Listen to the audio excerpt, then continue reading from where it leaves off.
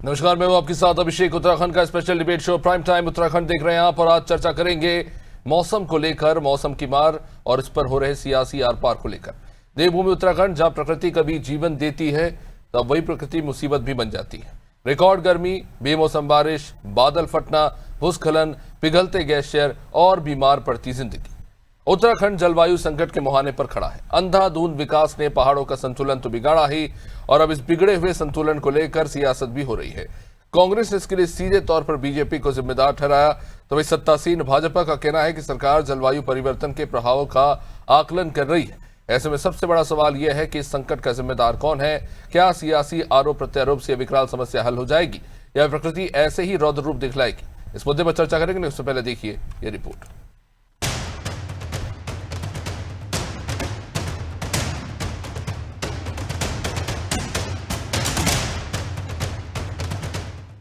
उत्तराखंड का मौसम अब पहले जैसा नहीं रहा।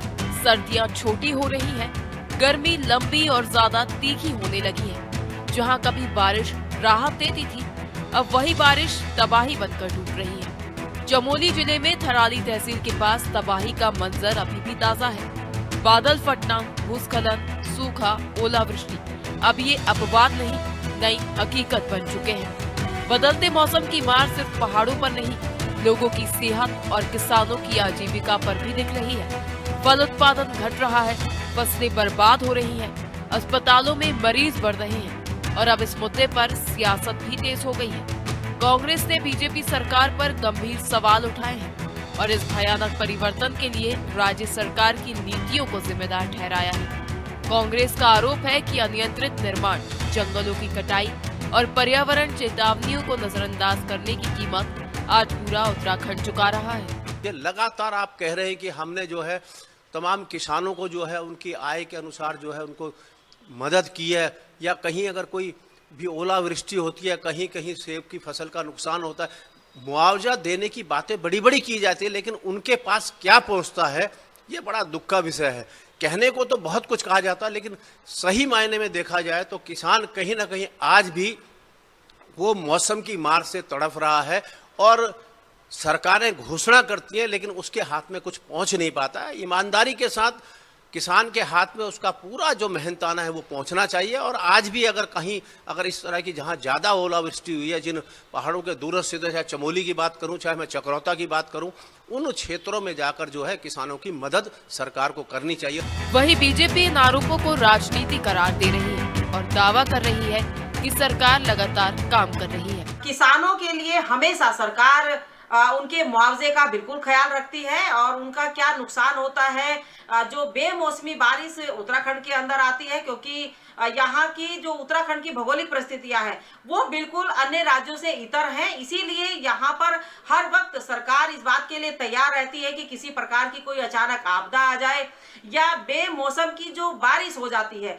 या जो इन दिनों अभी बारिश चल रही है और हमारे किसानों को काफी नुकसान इसका उठाना पड़ा है। उत्तराखंड सरकार लगातार किसानों के लिए काम कर रही है, उनकी आमदनी को बढ़ाने के लिए काम कर रही है, और इस तरह की जो अचानक से आपदाएं आ जाती हैं, इस तरह से जो बेमौसम की बारिश से नुकसान होता है उत्तराखंड की फसलों को, उसमें भी कहीं ना कहीं सरकार जो है उन सबको किसानों को मुआवजा देने का काम करती है। एक तरफ विपक्ष सरकार की नीतियों को कटघरे में खड़ा कर रहा है, तो वहीं दूसरी तरफ सत्ता पक्ष दावा कर रहा है कि पर्यावरण संरक्षण को लेकर किसानों की मदद तक सरकार लगातार काम कर रही है। लेकिन सवाल अब भी वही है, क्या विकास की रफ्तार में देवभूमि का पर्यावरण पीछे छूट गया है? ऐसे में उत्तराखंड में बदलता मौसम अब सिर्फ मौसम नहीं, एक बड़ा राजनीतिक, सामाजिक और पर्यावरणीय मुद्दा बन चुका है। बीजेपी और कांग्रेस आमने सामने है, आरोप भी है, जवाब भी है।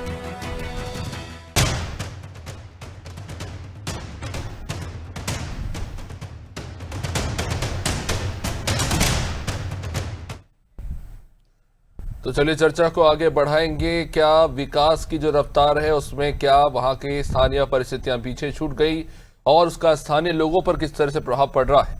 और ये जो मौसमी बदलाव आ रहे हैं, क्या ये सब प्राकृतिक है या कुछ ऐसी चीजें हैं जिन पर ध्यान नहीं दिया रहा है? समझने की कोशिश करेंगे। हमारे साथ जुड़ रहे हैं सीधा इस चर्चा में कुंवर जपेंद्र सिंह हैं बीजेपी से, मंजू त्रिपाठी कांग्रेस से, रविंद्रनाथ कौशिक वरिष्ठ पत्रकार हमारे साथ जुड़ चुके हैं। बहुत बहुत स्वागत आपका इस चर्चा में। जपेंद्र जी, किस तरह से देखें इसे? एक तरफ तो उत्तराखंड में विकास की बात होती है, लेकिन दूसरी तरफ एक के बाद एक जो आपदाएं आ रही हैं। चलिए, कुछ तो हम कह सकते हैं कि प्राकृतिक आपदाएं शायद आपके हाथ में नहीं, लेकिन कुछ आपदाएं ऐसी भी आई जिनको लेकर कहा जाता रहा है कि लंबे समय से जो नजरअंदाज किया गया, जो लापरवाही की गई, उसके चलते इस तरह के हालात बने हैं। आज जो मौसमी तब्दीलियां देखने को मिल रही है, चाहे बेमौसम बारिश हो, बर्फों का पिघलना हो या फिर पहाड़ों का धसक जाना, क्या कहेंगे इसको लेकर? क्या कोई लॉन्ग टर्म एक्शन प्लान है स्टेट गवर्नमेंट का?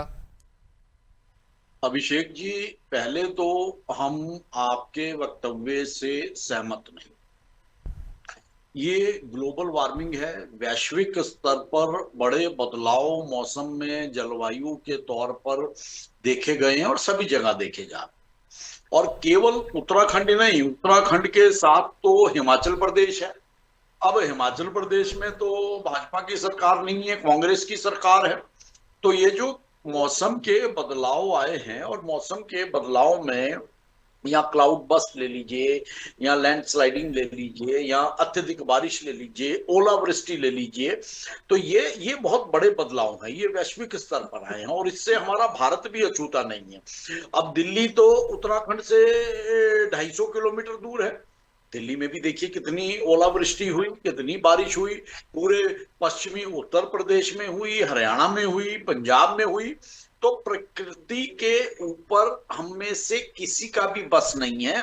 प्रकृति ना आपके अधीन है, ना हमारे अधीन है, और ना किसी सरकार के अधीन है। हम सब प्रकृति के अधीन हैं और ये हम सब लोग जानते हैं। आपने उत्तर प्रदेश, दिल्ली का उदाहरण दिया। ये मैदानी इलाका, यहाँ पर एक्सेसिबिलिटी काफी आसान है। काउंटर मेजर्स क्या है? पहाड़ी क्षेत्रों में आप किस तरह से, जब इस तरह के हालात बनते हैं, लोगों तक मदद पहुंचाएंगे? उसके लिए क्या योजना है? क्या उस पर काम हुआ? उस तरह से होना चाहिए। अब आपने ठीक लाइन पकड़ी। अब आपने देखिए, पर्वतीय क्षेत्रों की आपदा से निपटने के लिए पूरी तरह से शासन प्रशासन भी चुस्त दुरुस्त रहता है। एनडीआरएफ बनी हुई है, और उसके अलावा राज्य स्तर पर बहुत सी समाज सेवी संस्थाएं जो आपदा के समय में अपना योगदान देती है। तो निश्चित तौर पर उत्तराखंड और हिमाचल में एक जैसी ही स्थितियां हैं। और जब भी कभी प्रदेश के अंदर कोई इस तरह की आपदा की घटना घटती है, तो उससे पहले मौसम विभाग की भी एक चेतावनी जारी हो जाती है कि ये संभावित क्षेत्र हैं, इन संभावित क्षेत्रों पे क्लाउड बस्ट हो सकता है, अत्यधिक बारिश हो सकती है। और उसके अलावा अगर अब लैंडस्लाइडिंग कहाँ होनी है, ये आज तक किसी भी वैज्ञानिक रिसर्च में नहीं बताया जा सकता। लेकिन उसके अलावा भी अगर हम पिछला रिकॉर्ड देखें उत्तराखंड का, पिछले 4-5 वर्षों का, भारतीय जनता पार्टी के ही हम शासन की बात कर लेते हैं, तो आपदाओं में एकदम त्वरित सहायता देना हमारे एनडीआरएफ का कार्य है, अन्य संस्थाओं का कार्य है, शासन प्रशासन और सरकार की उसमें चुस्ती। तो निश्चित तौर पर आपदाओं से निपटने के लिए उत्तराखंड के अंदर शासन प्रशासन और उससे संबंधित महकमे तैयार रहते हैं, और उसका हमें असर भी देखने को में आता है। चलिए, मंजू जी से जानने की कोशिश करेंगे। क्यों मंजू जी, क्या कहेंगे इस पे?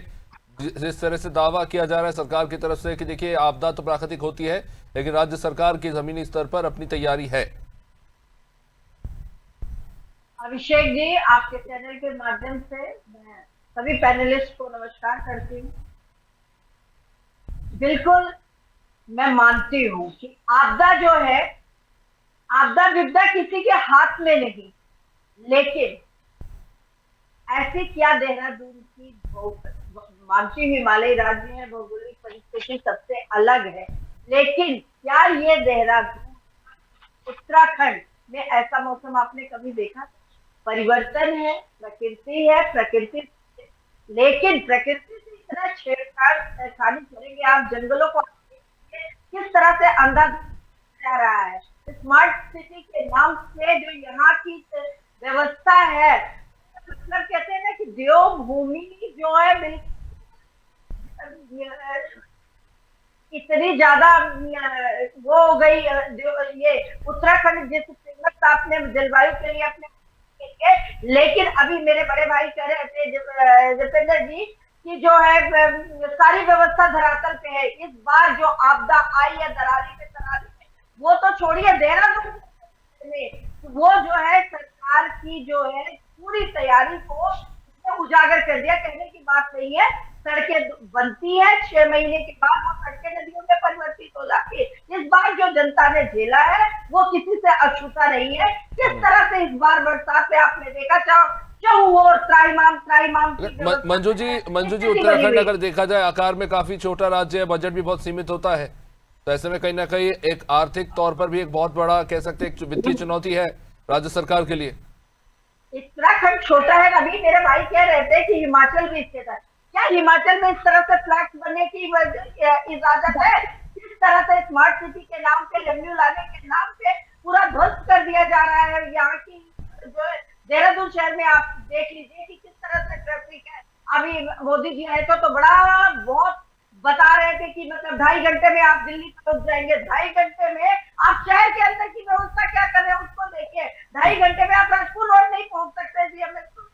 इस तरह की यहाँ जवाब ले लेते जपेंद्र जी। क्या 2 मिनट मुझे दीजिएगा अभिषेक जी, इसका असर क्या हो रहा है आप देखिए कि कभी आपने सुना होगा कि हीट स्ट्रोक से कभी स्कूलों की छुट्टी हुई थी? मैंने ना भूतो ना भविष्य तो पहली बार देखा कि देहरादून में हीट स्ट्रोक से छुट्टी हुई है। और इस तरह की प्रॉब्लम से मैं मानती हूँ कि आपदा विपदा किसी के हाथ में, डंडी खंडी के रास्ते से महिलाएं रोड के ऊपर प्रसव कर देती है। किसानों की स्थिति देखिए, महामारी किस तरह से फैल जाती है। डेंगू, पहले किसी को इस तरह की एलर्जी होती थी या कभी नॉर्मल बुखार जो है इस तरह से होता है? आज के बुखार 5 दिन 6 दिन पहले बिना एंटीबायोटिक का ही नहीं ठीक हो रहे। ठीक है, आपने बहुत सारे पॉइंट्स रख दिए हैं, जवाब ले लेते हैं। मैं इसको थोड़ा और शॉर्ट कर देता हूं। जसपेंद्र जी, क्या स्थानीय लोगों की जरूरतों को उनके साथ समझौता किया जा रहा है स्मार्ट सिटी के नाम पर? क्या व्यापार बढ़ाने के नाम पर वहां की जमीनी जरूरतों को और आम लोगों की जो जरूरतें हैं उनको दरकिनार किया जा रहा है? अभिषेक जी, हमारी प्रवक्ता बहन ने अभी हिमाचल का जिक्र कर, तो इनकी जानकारी को थोड़ा सा हम पुख्ता कर दें। जहां से हिमाचल का हरियाणा के बाद बॉर्डर शुरू होता है, कालका जी से शिमला तक सिंगल लेन रोड हुआ करती थी, आज वो 4 लेन रोड है।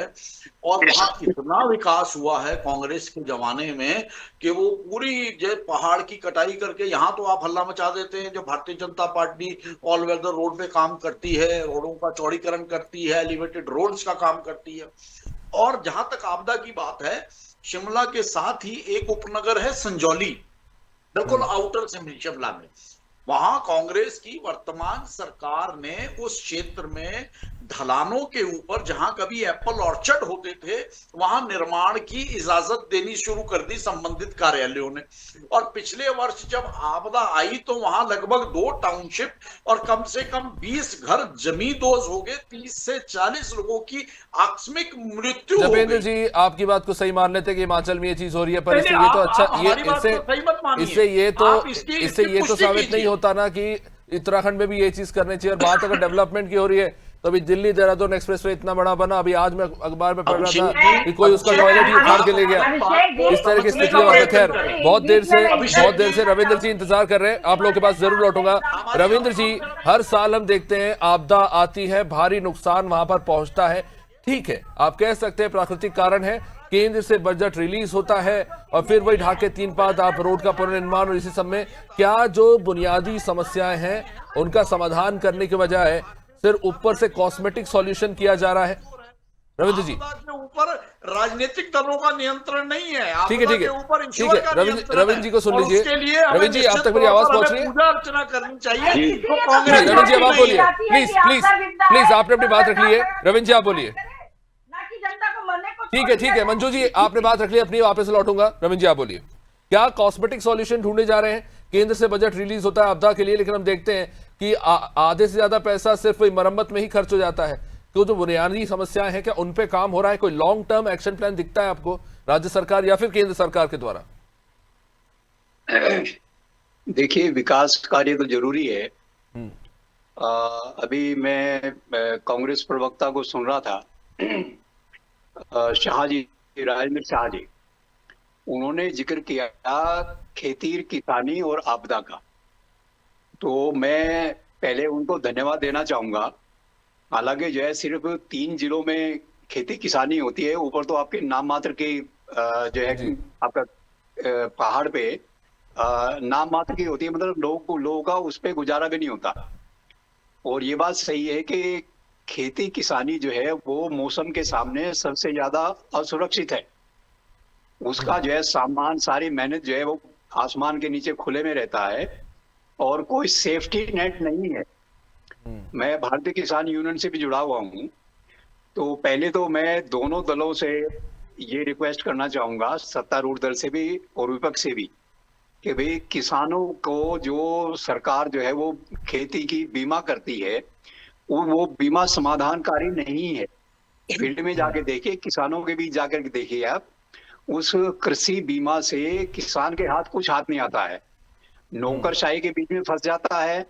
जितना उसे मिलना चाहिए वो मिलता नहीं है। अगर उससे आपका 10% भी उसे प्राप्ति ना हो तो एक तरह से किसान बर्बाद हो जाता है।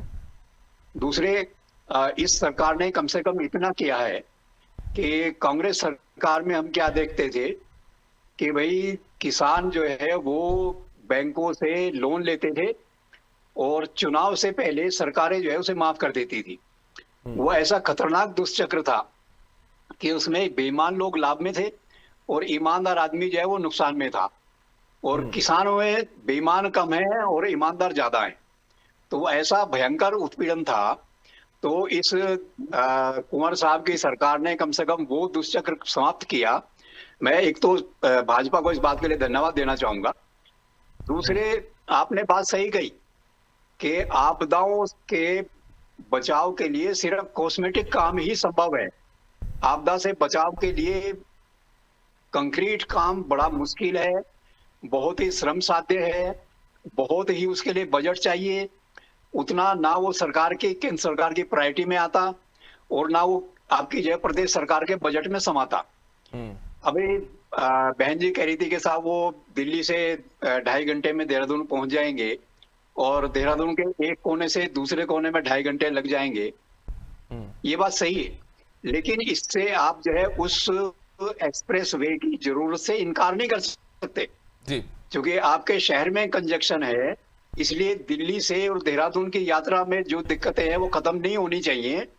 तो ये कोई आपका तर्क नहीं हुआ भाई। अगर वहां से भीड़ आएगी या कंजक्शन होगा तो यहाँ जरूरत होगी तो यहाँ भी काम होंगे। और शहर के कामों में स्मार्ट सिटी जो है वो केंद्र सरकार की मदद से ही चल रही है। वो आपकी जो है प्रदेश सरकार के बजट से बाहर की चीज थी वो।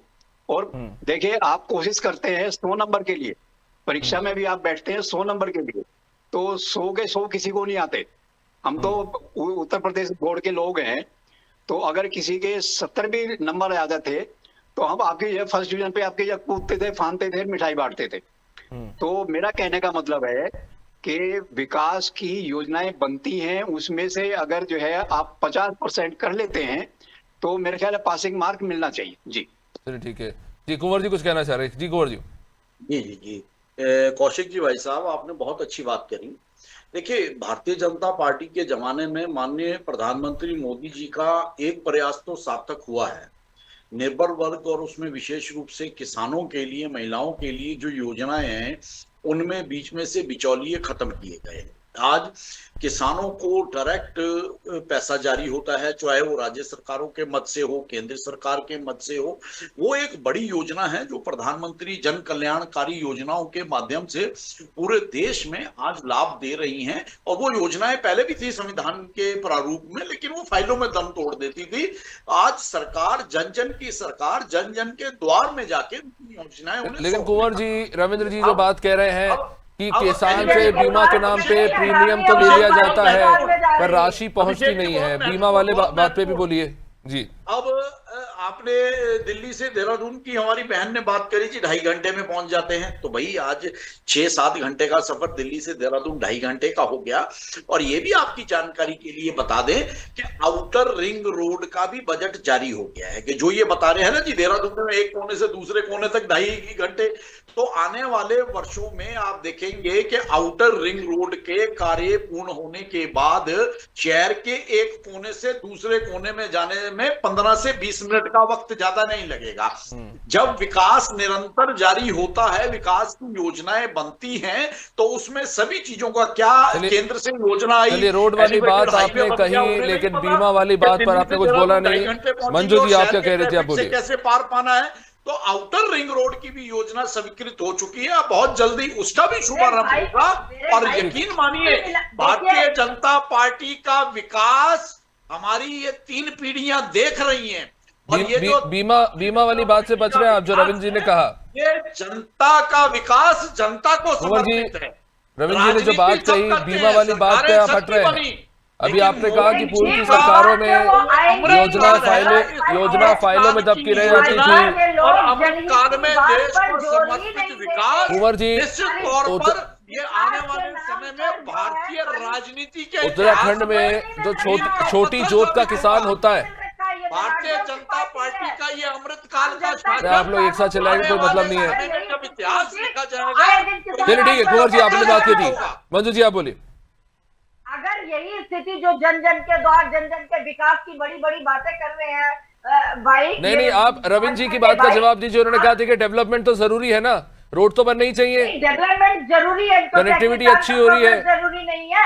आए दिन किसान आत्महत्या कर रहा है। अभी कौशिक जी ने जो है, वैसे जो कौशिक जी ने जो बात कही है कि किसान को क्या मिल रहा है, किसान को फसल का क्या मिल रहा है, ओला पड़ रहा है, वृष्टि पड़ रही है, जो कुछ भी हो रहा है, सबसे नुकसान में कौन किसान है? मोदी जी का जो नारा लगा रहे 5 किलो राशन में 80% देश की जनता को समेट के रख दिया है।